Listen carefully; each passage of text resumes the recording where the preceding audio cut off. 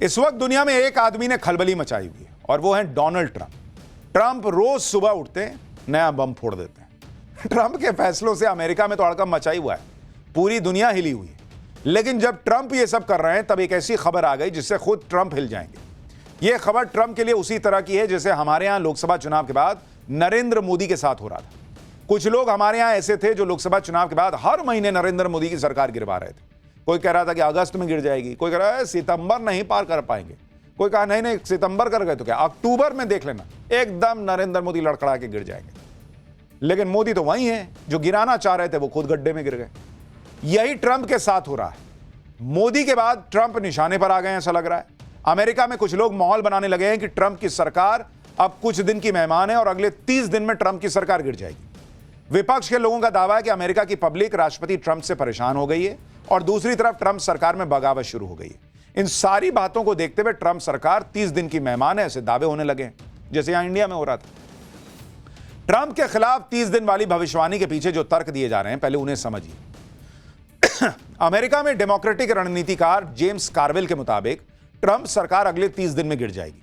James ने दावा किया कि ट्रंप प्रशासन ने कई ऐसे फैसले लिए हैं जिसने पब्लिक की चिंता बढ़ा दी है, जिसमें इमिग्रेशन और ट्रांसजेंडर को लेकर ट्रंप ने जो फैसले लिए उससे अमेरिका की जनता नाराज है। पब्लिक के नाराज होने की दूसरी वजह यह भी है कि एलन मस्क को ट्रंप की टीम में शामिल करने के बाद बड़ी संख्या में लोगों की नौकरियां चली गई।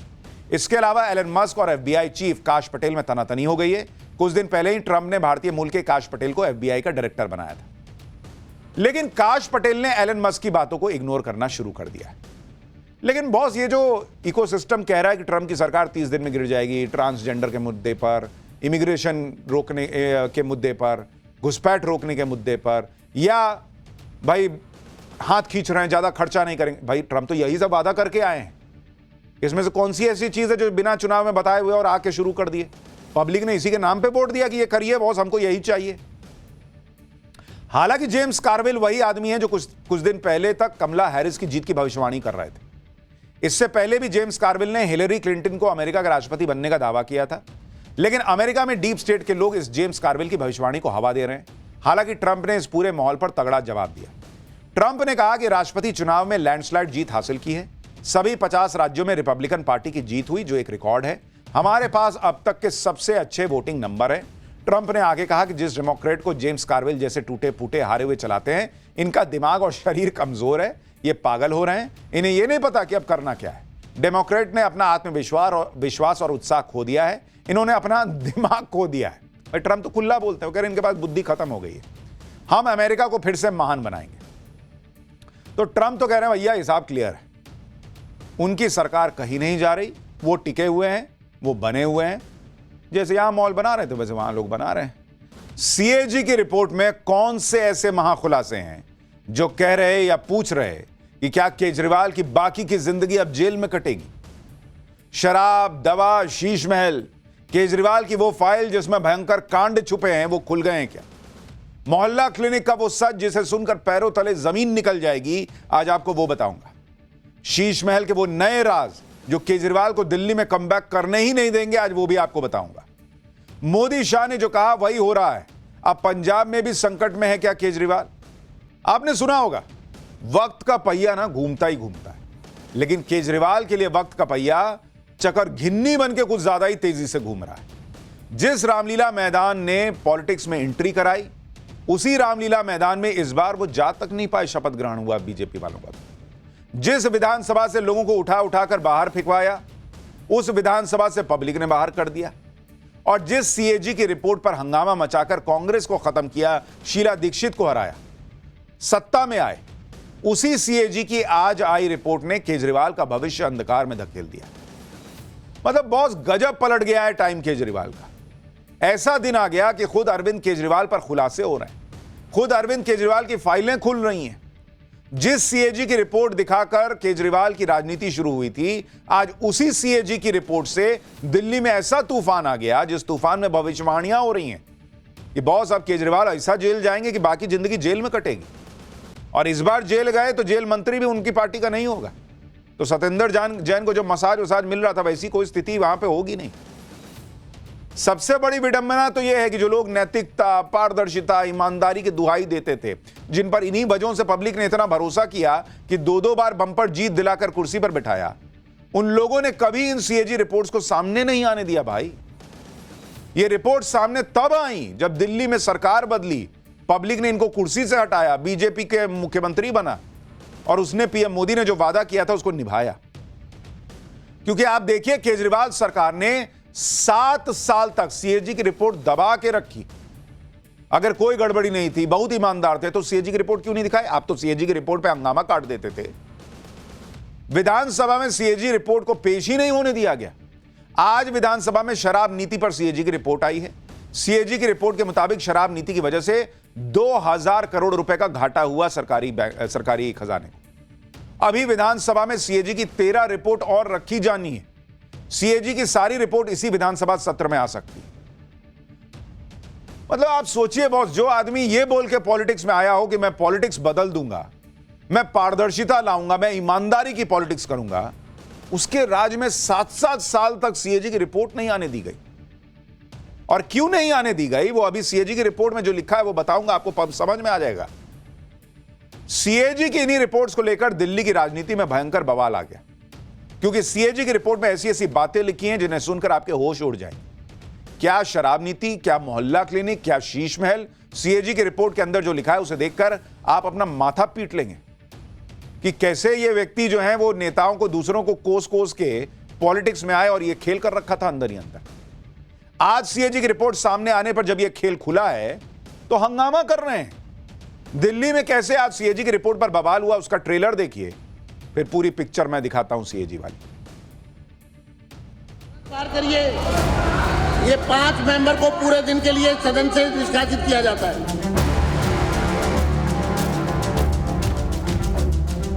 वर्ष 2024 का प्रतिवेदन संख्या नंबर 1 की प्रतियां सदन पटल पर प्रस्तुत करती हूं।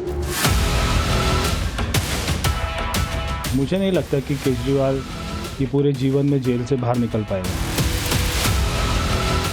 इससे बड़ा दुर्भाग्य, इससे बड़ा जो है लोकतंत्र के लिए शर्मनाक दिन कोई हो नहीं सकता। एक ट्रांसपेरेंट पॉलिसी लाई गई, लेकिन उस पॉलिसी का ठीक से इम्प्लीमेंटेशन नहीं हुआ। कि ये इम्प्लीमेंटेशन रोकने के पीछे 3 लोग जिम्मेदार हैं। कि ये सारी जिंदगी जेल में करता रहेगा, कोई जज जमानत नहीं लेगा, ये मैं कहना चाहता हूं। भाई, बीजेपी तो ताल ठोक के कह रही है कि ऐसी ऐसी चीजें आ गई हैं बाहर कि केजरीवाल के लिए वो कह रहे हैं कि पूरी जिंदगी जेल में सड़ेंगे। जिस सीएजी की रिपोर्ट पर दिल्ली में बवाल हो रहा है, वो सीएजी रिपोर्ट तो मोदी की गारंटी थी। नरेंद्र मोदी ने, आपकी याद कीजिए, उन्होंने कह दिया था कि दिल्ली में जिस दिन सरकार बनेगी बीजेपी की, पहले ही सत्र में सीएजी की रिपोर्ट सदन में रखी जाएगी। और आज मोदी की गारंटी पूरी हो गई। आपको याद दिलाता हूं पीएम मोदी ने क्या कहा था कि जिन्होंने दिल्ली को लूटा है उनसे पैसा लौटाया जाएगा। फिर बताता हूं कि कैसे केजरीवाल की परेशानी बढ़ने की गारंटी बन गई है मोदी की गारंटी। जिन्होंने दिल्ली को लूटा है उन्हें लौटाना ही पड़ेगा।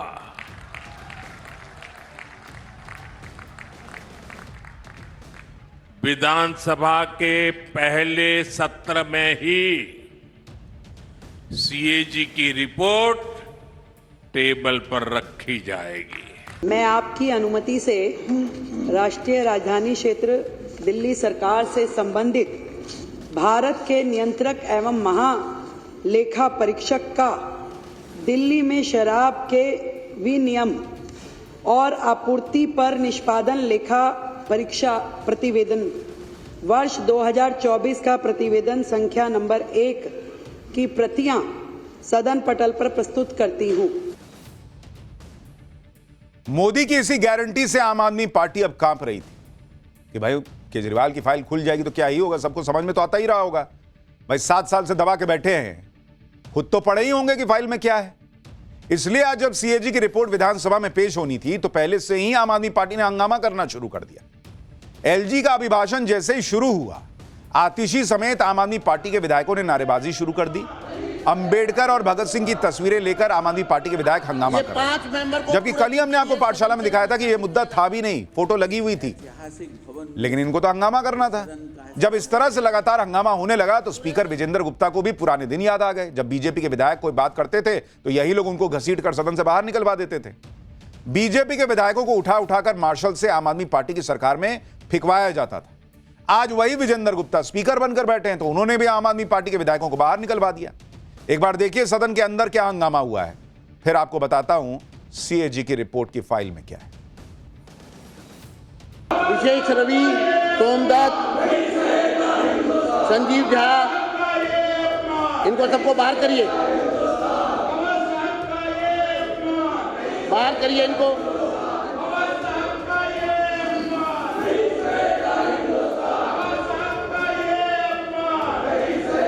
तुरंत बाहर करिए।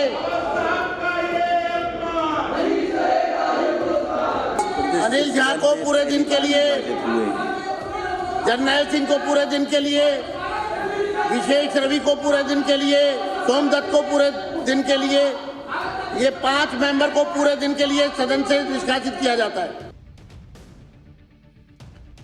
भैया वक्त सबका हिसाब कर देता है और यही केजरीवाल के साथ हो रहा है। कल तक केजरीवाल दूसरों को सदन से उठवाकर फेंकवाते थे, आज केजरीवाल के लोगों को उठा उठाकर बाहर कर दिया गया।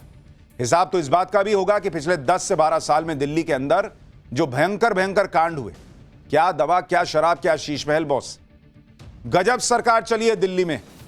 मतलब पब्लिक का कोई ऐसा काम नहीं जिसको इन्होंने छुआ हो और उस पर भ्रष्टाचार के आरोप ना लग रहे। सारे कांड अब सीएजी की रिपोर्ट से सामने आ रहे हैं और ऐसा सच सामने आ गया जिसे सुनकर आपके पैरों तले जमीन निकल जाएगी। जिस सीएजी की रिपोर्ट पर दिल्ली में तूफान मचा है, वो सीएजी की रिपोर्ट आप देखेंगे, आप कहेंगे बॉस क्या ही चल रहा था।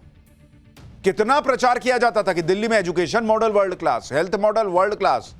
अरे भाई, न्यूयॉर्क टाइम्स, वॉशिंगटन पोस्ट जैसे विदेशी अखबारों में खबरें छप रही थी कि गजब दिल्ली का मॉडल है।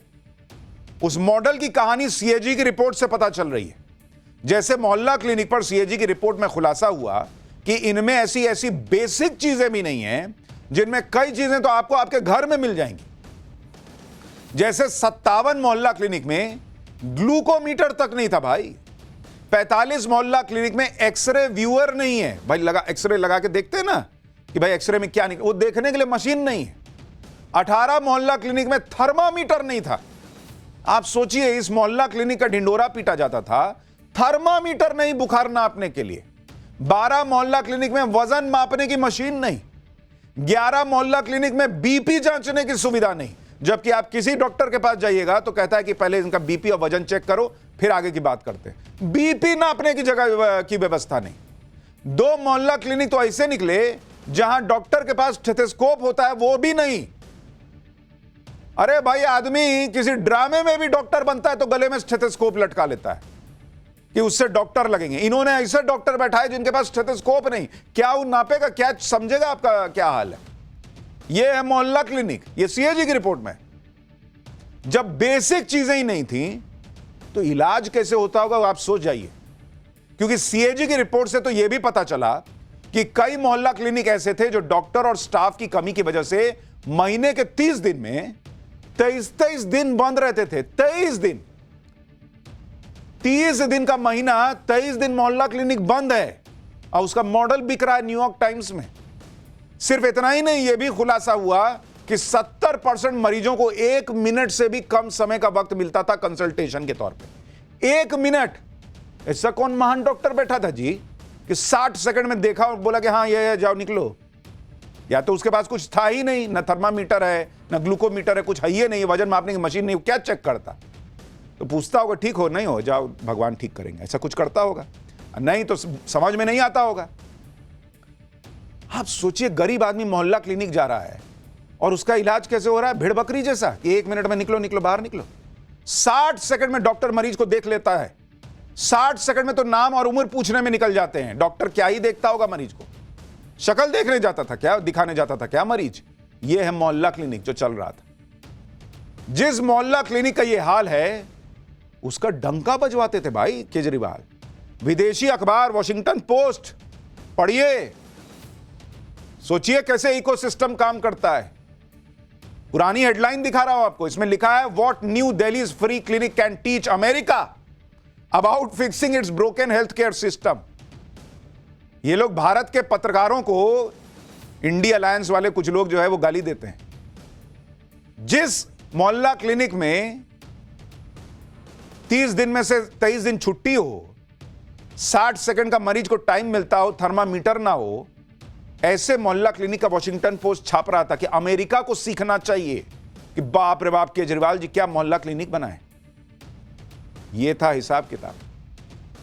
जिस मोहल्ला क्लिनिक के मॉडल पर ऐसा प्रचार करवाया गया था, यह तो वर्ल्ड बेस्ट है, अमेरिका तक इससे सीख सकता है, उस मोहल्ला क्लिनिक का सच सीएजी की रिपोर्ट ने खोल कर रख दिया। ना बेसिक इक्विपमेंट, ना स्टाफ, ना डॉक्टर ढंग का, ना दवाइयां। अभी कम सुने हैं भाई, अभी खुलासा बचा है मोहल्ला क्लिनिक का। सीएजी रिपोर्ट में यह भी खुलासा हुआ कि कई मोहल्ला क्लिनिक में जरूरी दवाइयां तक नहीं थी, जबकि नियम यह है कि सभी स्टोर इंचार्ज को 165 जरूरी दवाओं की उपलब्धता को सुनिश्चित करना होता है। इतना ही नहीं, दवाइयों की सप्लाई में भी 3 से 6 महीने की देरी होती थी। रिपोर्ट के मुताबिक नॉर्थ ईस्ट दिल्ली के डिस्ट्रिक्ट ड्रग स्टोर में 165 जरूरी दवाओं में से 26 दवाइयां थी ही नहीं। तो पेशेंट को 60 सेकंड भी देख रहे हैं, बहुत बड़ी बात है। जब न दवा है, न थर्मामीटर है, न स्टेथोस्कोप है, मुंह ही न देखा कि चला जाएगा डॉक्टर पेशेंट। रिपोर्ट में बताया गया कि जब दिल्ली के 4 जिलों के 81 मोहल्ला क्लिनिक में से 74 क्लिनिक का ऑन ग्राउंड इंस्पेक्शन हुआ, सुनिए क्या पता चला कि 35 मोहल्ला क्लिनिक में डिस्प्ले बोर्ड तक नहीं था, 10 मोहल्ला क्लिनिक में पीने का पानी भी नहीं, 24 क्लिनिक में दवाइयां और इंजेक्शन को स्टोर करने के इंतजाम नहीं, दवाइयां खुले में पड़ी हुई थी, उन्हें हीट और मॉइस्चर से बचाने का इंतजाम नहीं। 21 क्लिनिक ऐसे थे जिनमें टॉयलेट की सुविधा नहीं, 15 ऐसे जिनमें पावर बैकअप नहीं, 6 ऐसे मोहल्ला क्लिनिक जिनमें एग्जामिनेशन टेबल तक नहीं, 71 ऐसे जिनमें भीड़ को मैनेज करने के लिए टोकन वेंडिंग मशीन नहीं। अब विदेशी अखबार में छप रहा है कि अमेरिका सीखे गजब का मोहल्ला क्लिनिक खुल गया है, इसीलिए हारी पार्टी। ना तो दिल्ली का वोटर वॉशिंगटन पोस्ट पढ़ रहा है, और जो जा रहा है उस 60 सेकंड में निकल गया अगर बिना इलाज के, बिना दवा के, उसको नहीं समझ में आ रहा कि क्या मोहल्ला क्लिनिक चल रहा है। अखबार में छापने से होगा, अखबार में तो छप गया, अब सीएजी की रिपोर्ट में छप गया। अब बताइए, इतना ही नहीं, कई मोहल्ला क्लिनिक बुनियादी जरूरतों के बिना ही चल रहे थे। जैसे 29 क्लिनिक में आग बुझाने के लिए फायर एक्सटिंग्विशर नहीं था, 20 क्लिनिक में मरीजों के लिए प्राइवेसी स्क्रीन नहीं थे, 31 क्लिनिक में दवाइयां रखने के लिए स्पेस नहीं था, 5 क्लिनिक में मरीजों के बैठने के लिए पर्याप्त जगह नहीं थी। बॉस, ये ऐसी ऐसी बातें हैं। अरविंद केजरीवाल देश भर में घूम के कहते हैं कि हम शिक्षा और स्वास्थ्य का मॉडल लाएं। कोई इनको वोट करेगा ये सब सुनने के बाद कि ऐसा मोहल्ला क्लिनिक बना के देते हैं? आम आदमी पार्टी को कौन भरोसा करेगा कि इनको सरकार में लाएंगे तो ये ऐसा करके देंगे? ऐसा मोहल्ला क्लिनिक पब्लिक चाहेगी क्या? सीएजी की रिपोर्ट में यह भी खुलासा हुआ कि केजरीवाल सरकार 7 साल में भी मोहल्ला क्लिनिक सेटअप करने के अपने टारगेट को पूरा नहीं कर पाई।